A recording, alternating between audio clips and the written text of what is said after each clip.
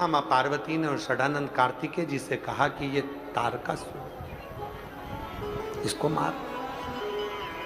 पर इसके हृदय में शिव बसता है, क्योंकि ये पूर्ण समर्पित है, इसका समर्पण पूर्ण है, पूर्ण से। आवाज नहीं आ रही है बेटा, बाहर पंडालों में आवाज नहीं है, थोड़ा आवाज खोलो, पीछे तक आवाज नहीं जा रही।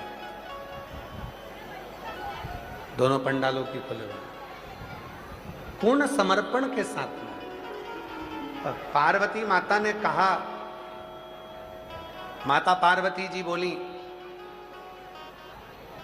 सुनो षडानंद कार्तिकेय, तारकासुर के हृदय में शिव बसते हैं। अगर तुम बाण छोड़ोगे और तारकासुर का पूर्ण समर्पण शिव जी के प्रति है, बाण छोड़ोगे हृदय में लगेगा तो ये दोष हो, ये दोष हो।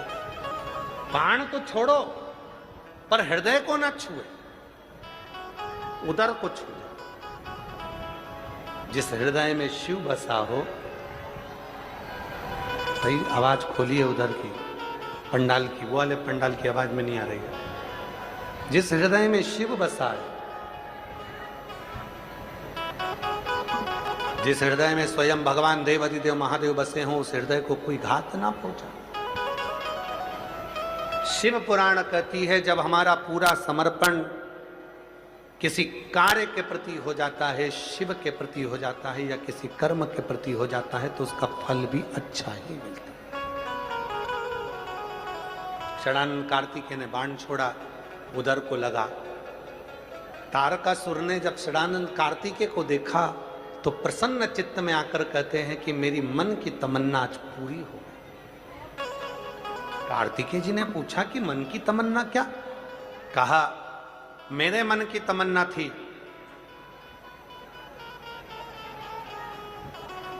कि शिव का विवाह हो जाए,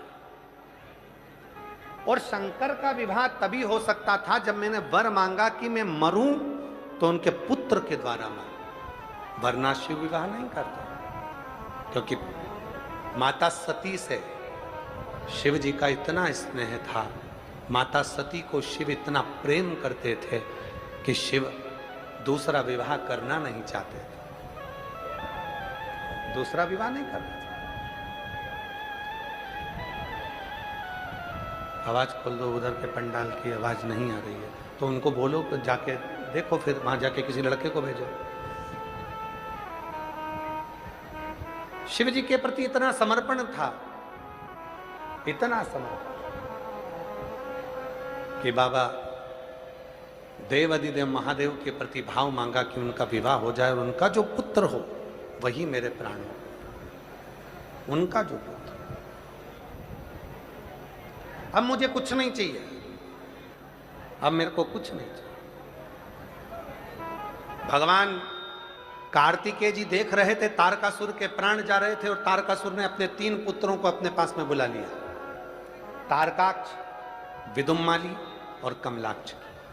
ये 3 पुत्र आ गए।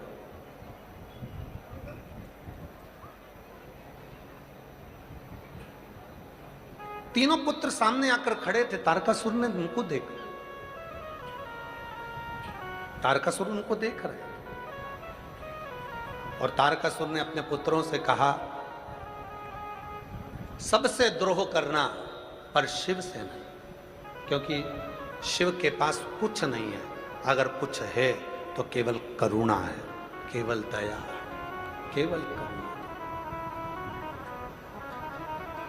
कल कथा में कहा था शंकर जी के 5 मुख हैं।